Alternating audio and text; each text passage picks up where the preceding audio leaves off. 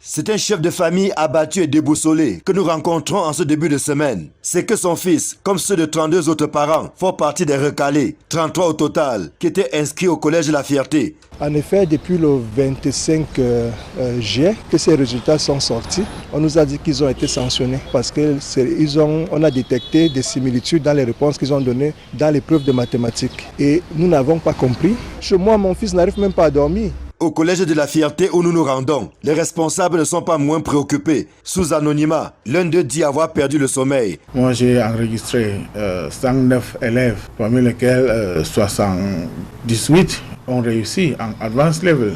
Et lorsque on sanctionne mes 33 élèves, c'est plus qu'un deuil chez moi. Pour les parents, désormais constitués en collectif, ces sanctions non justifiées jusqu'ici portent atteinte au droit à l'éducation de leur progéniture, qui plus est des mineurs. Ils dénoncent la violation de la Charte africaine des droits de l'homme et des peuples, qui en son article 17 stipule que toute personne a droit à l'éducation. Ils sont âgés presque tous entre 15 et 17 ans. Ils sont encore pour la plupart fragiles. Nous sommes allés vers le GC Board.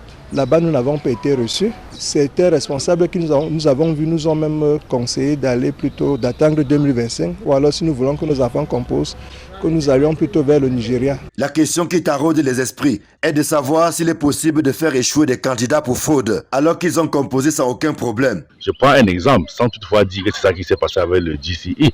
Lors des corrections, on se rend compte que des candidats copies ont exactement les mêmes réponses, les mêmes démarches méthodologiques. On est fondé d'ouvrir une enquête. Et si on se rend compte que ces candidats étaient assis côte à côte.